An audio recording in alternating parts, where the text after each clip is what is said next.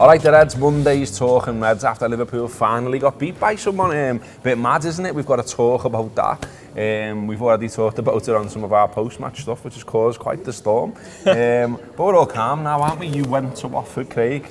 How are you feeling about it now? Great day out. Absolutely dreadful 90 minutes.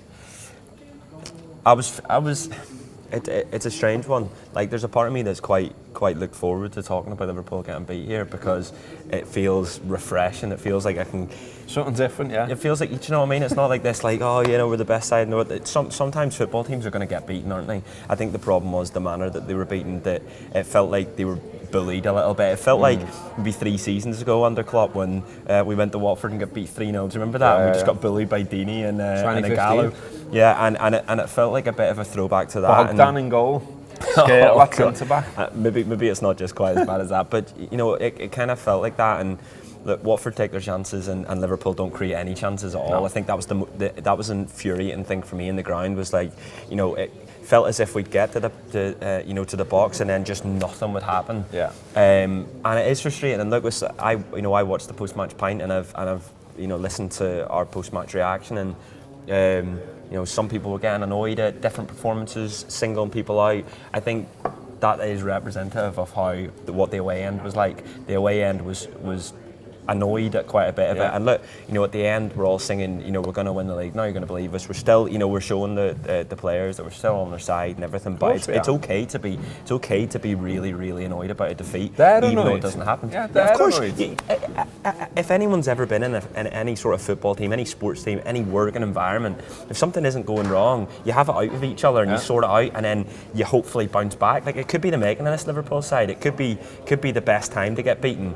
With Chelsea coming up, with Atletico, I want to win it all, and this just might be one where they all just have a look at themselves and go, fucking hell, we can't let that happen again. Yeah, and we're annoyed because our website's not working, so just a little shout on that. Honestly, don't. All the stuff is still out there, going out there for free right now, so you can watch it on YouTube in terms of the video. You can listen on Spotify and Audio Boom and basically any podcast provider. Just type in the Anfield app, and not only do you get the free show like you always did, you get all the other stuff as well right now, because we are having major problems with our website, and that's been the case for a couple of weeks now, and it's frustrating as fuck. It's an actual fucking nightmare. I'll be honest with you. I'm just being honest. In terms of Watford, though, the players, as I say, and the manager, they don't look happy with the performance. I think they get to throw some cups around. They get to sort of all have a bit of a meeting, maybe today, maybe yesterday, talk about what went wrong, how they can put it right. And I think, all the players you heard talk individually said all the right things. And look, I don't need to be told by anyone else that I need to put this into context, that Liverpool are great, that it's the first time they've lost in 44 games, that, like the world champions, European champions, they're going to win the league. Yeah. That's an absolute given. But equally, you're still allowed, as you say, to get annoyed by a single performance because we're not used to it as well. And that's not being... I've seen people saying, you come across as entitled. No, you just come across as someone who's passionate about your football team, who cares. And, if you didn't care and you were just like, whatever, whatever doesn't generate atmospheres that we get at Anfield. That Anfield atmosphere that you get on at its very best comes from passion. And equally, passion sometimes spills over into being over the top on criticism and things like that. I'm all right with it. I think we'll be absolutely fine. I think we'll find our way again. We've got too many good players. We've got a good manager. There's too many good things going on behind the scenes. We'll be absolutely fine, and hopefully we put it right tomorrow at Chelsea. But just now that we've calmed everyone down, here's a clip of the post-match pint.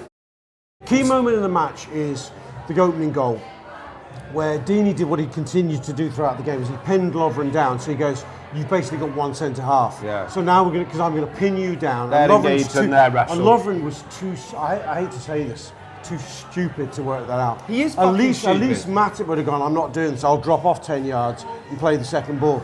Take it into your feet, Deeney. You can do what you fucking like, turn on me and I'll play. However badly he'd been playing. So they were able to do that. They're able to then get in behind, and then Virgil was guilty of gross. I actually don't think he was terrible from start to finish, but in that moment, he was grossly negligent. He actually sort of was arrogant beyond belief and sort of went, There was a let him real cross it. complacency. Let him cross A real it. complacency. I thought, the lads, he could have a runner behind Virgil, and he had a runner. I think he thought, let him put a shitty little cross in, and Alisson will collect. There was a man coming. It was grossly negligent. I think in a way, we were in too much of a hurry to win. That was the problem. Virgil's action in a normal situation, if you realise you're in a real football match, you step across, you force the corner. I think he was impatient. I'm not giving you a fucking corner. Just put it across. Our lad will deal with it. And in that moment of complacency, they score. I think there was a lack of respect for Watford. Yes, a lack of respect for Watford Football Club. They've got some they've got some players, man. They might be second from bottom, but make no mistake, they've tested some teams. This is a strong league. Absolutely, man. Going the other way as well. Liverpool, as you say, create nothing. And the thing is that, you know, like in games like that where you can see one or two things going wrong, if you're on the pitch, you think, well, what's my outball today? Like, who's on it? And I can give it to him and he can do something. And there wasn't one. No, like, Firmino gets hooked. Mane and Salah are both poor. And I thought Salah in particular had a mad day. Salah gave the ball away so many times. He couldn't find Okay, that was a clip from the post-match pint. All that stuff we do after every single Liverpool match. We do audio, we do video, and we do writing when we've got a website. But we haven't got one right now, so we're putting the writing on the Facebook page. So follow us on there, have a read of the stuff there. Ben Johnson's match ratings are still very much alive. Neil's writing is still very much alive. You can subscribe to a daily email as well. I'm not quite sure how you do that. Do you know? It's difficult without a website, I'll be honest with you. You will be able to on Twitter each day. Josh puts out Neil's daily rundown words. Now Neil is in Vegas, pissed at the minute. He's on his holidays. He's taking his holidays at a time when we have no website. Yeah, and he's a lucky man. But Josh will be putting that out on Twitter, and if you click onto that, you'll be able to see a subscribe in the left hand, and you'll be able to get that each day into your inbox. It's brilliant. It's not a marketing email. It's meant to be content that people look forward to enjoying. They have been doing so. Yeah, get involved in that. And listen, if you want to make yourself feel better on a Monday morning by getting yourself some new clobber, we are teaming up with Luke 1977 for the latter end of this season. They are they've given us a code TAW15. If you go to luke1977.com, you like some gear, you go to the checkout, put that code in, you get 15% off. If you go to our subscribers group on Facebook, you can get 20% off. Just find the post on there about Luke 1977, get 20% off. Great set of lads, nice company. We're open to go down and see them and maybe do a bit with them on how they set it up and the story behind it at some point, so look out for that. But back to the Reds. I'm wearing mine and I don't wear a t-shirt under it because feel that. It's proper. It's incredible. It's good stuff, isn't it? It's good incredible. Stuff. And this is nice as well. We're doing a bit of nipple rubbing and modelling. Hopefully as well something comes up on the screen to remind you about that code and nipple stuff. rubbing, influencing. Well, I did. Have you watched the post-match pint? Yeah. Did you see me little demonstration on Rob of the defending? People like that, you know. Like they'd like put the time code in saying if you just arrived at this video at this point, you'd be thinking, what the fuck's this? Because basically I'm like, I've got hold of Rob like that to demonstrate love runs defending at times on Saturday. But anyway. Should we do that as the clip? I mean, if that's your thing, if that makes you happy, look, whatever makes you happy, just be happy on a Monday. Look forward, not back, enjoy the day, seize the day. The Reds are boss. Seize the day. The Reds are top of the league. The Reds are going to win the league. Still no website, though. Still no website, though. Fucking hell. Anyway, Neil Critchley's left Liverpool to become the Blackpool manager, and Daniel Sturridge has terminated his Trabzonspor contract by mutual consent. Any thoughts on those items of news, Craig? Trabzonspor. Yeah. Is that how you say it? You made me think now. Trabzonspor. I mean, I'm not your man for. I think I've said that all right. I'm not your man. Go on anyway. On Critchley, it's one of those things where like you don't like the thought of any sort of harmony being upset. We've seen how it's, the brilliant job that Critch has done at the club, and even with the first team at times. And worked a lot with Trent, didn't he? Yeah, exactly, yeah. And he's been cited as someone that's been key in his development, and you see the players that we're bringing more young players through now that look, like they could be the future. What I would say is that this is actually probably a little bit what Liverpool want for their coaches, because it just goes to show the job that they're doing, that then they're able to go on and get a job like Blackpool from having been under 23s manager. So like, I wish him all the best, and I hope it goes really well for him. He's done a brilliant job at the club. Daniel Sturridge, mad. He's only just gone. I mean, it's the kind of one that you'd look and go, is this an MLS one now? Like, does he go to Miami, and does he go somewhere like that? I mean, Spurs need strikers. Would that be mad if he came back to the Premier League and add a few months back here? But I think it's probably one of them where it's MLS. MLS off seasons at the minute, isn't it? Or it's just started. He still did bits. I mean, I think people forget that he still did bits for us in his final season. He did, yeah. And also as well, I mean, just from a Liverpool perspective, because we are a Liverpool perspective, he was really nice about us recently, wasn't he? I seen an interview he'd done where he was just talking about like how much he loved Liverpool. He felt the support, and he was saying like, who knows, but one day I'd maybe like to go back there. I thought that was good, because I think that's what you want to hear from your club. You want to think that players and managers and coaches like Critch, they come here, they enjoy themselves, they end up loving the city and loving the club, and feel connected to it. I think that's how it should be, and again, it's a bit of a signal that it's a good culture within the club. If you're leaving it and you're already missing it, if you like, and already saying, that was great there.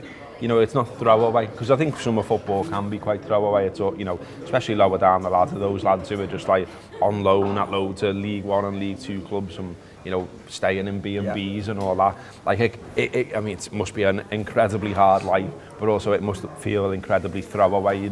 You're probably just like another changing room, another club. You know what I mean? And you don't really feel that connection. Whereas you get a sense that Critch, Sturridge, they both have got a connection to Liverpool. Yeah, and it could benefit some of the young players as well if there are, I can't think of any examples right now, but there'll be players in the under-23s that at some stage are going to need some proper game time that isn't just the cup competition for Liverpool, or those players that aren't just making it in those games that maybe won't have a chance against Chelsea, that can maybe go to Blackpool and play. He'll know exactly, he'll know his team, he'll know the players, he'll know that sort of age group better than anyone at the club. That's what Jurgen Klopp said. That's why he said he was the best man to manage against Shrewsbury and against Villa as well. So, but yeah, you're right. There's numerous sort of examples of that. You look at the way Alberto Moreno leaves, and like that's a player that at times got a hard time from us as fans, and yet he leaves, having loved the city, having enjoyed his time at Liverpool, and in a lovely way, winning the European Cup. And I think you're right. It's a culture thing. It's the thing where Jurgen Klopp likes to treat them as humans and not just get rid of them. The only time I can think of him ever sort of chastising or getting rid of a footballer in a throwaway manner is one that stepped out of line in the culture, and that was Mohamed Sakho. So yeah, it's brilliant, and I wish them both all the best, because like I absolutely love Daniel Sturridge. I loved him. I'd loved him to have been fit more often. Remember you wrote a piece for the website? That was when we had a website. Heady days. Oh, no way. I once wrote this Daniel Sturridge piece. You can't find it in now. About 2016, and for some reason, I'd like to say it was the writing style and it was the themes throughout the piece, Gareth. But it did really well on the website that we used to have. And I just keep Josh going about it all the time. It was like one of the most read back in the day, wasn't it? Yeah, I don't know where it is. You can't read it now, though. I think Josh took it down because I talked about it so much. Maybe it was that made the website collapse, lad, you know what I mean? Just too much traffic. It's just so good. We do always ask her a question, by the way, so if you've got a question for us that we can talk about on tomorrow's Talking Red, lash it in the comments. One lashed in the comments at the end of last week was, what does Tor think about keeping the stripes on the jersey for next season? I don't know if I'm your man for this question. I don't know if I am either. As long as the kit's red, I'm sound with it, to be honest. I don't think they will either. I think, like, with the change and everything with Nike, I just don't know. No, that's a really difficult question. I wish you'd asked me that before we came on here, to be honest. I mean, it's there in front of you, lads, you know what I mean? Just have a read. I read it and I was like, what stripes? I was like that as well. Isn't it? There's the stripes on it. It's. I know there was like there's the Bob Paisley detailing in the back and stuff like that. I think there's been talk around whether we keep that and whether Nike keep that. It's one of them where none of us know at the minute. We don't know what Nike are going to do with this kit. I just want it to be a good red, basically. So we've had various tones of red over the years, and a few of them I've thought, not really Liverpool, that. So I want it to be a good red. So hopefully it's a good red, because you can't beat a good red. And then like, just not mad on it. For me, I mean, I know I'm going to sound a bit your dad here, but I'd like it to feel traditionally a Liverpool kit, if you know what I mean. Like, I know it's Adidas, but I like the Arsenal one. You know, like, just because it's old school and I like, it looks like an Arsenal kit. And as long as our Liverpool kit looks like a Liverpool kit, and I'm not like, it looks like the seats on a 70s car or something, then I'm sound with it. I think, look, the thing is, Nike won't have had that much time to sort of work on this kit, so I would imagine if we're expecting big things from some kits, soon it'd be like next year where there's, so much more time to research and to plan and stuff. I'm sure it'll be a great kit, and it won't be one of the generic ones. It seems, I've seen a few people say that online, that it won't be a generic, not be bespoke for Liverpool, but I'm more interested in what they do as a partner to Liverpool in the wider context than a red kit. Do you know what I mean? Like what they can do within the city and the lasting influence they can have during their kit deal and beyond that. Okay, that has been the post-match pint. Loads of stuff from us this week, because it's a busy week, of course. We've got Chelsea tomorrow night at Stamford Bridge in the FA Cup. What side will he field there? We don't know. We shall see. Can we knock them out? Can we win a treble this season? That'll be all right, wouldn't it? I'm so excited about this Chelsea game. I am as well. I'm so excited about it. I want to see Curtis out there again and see what he can do.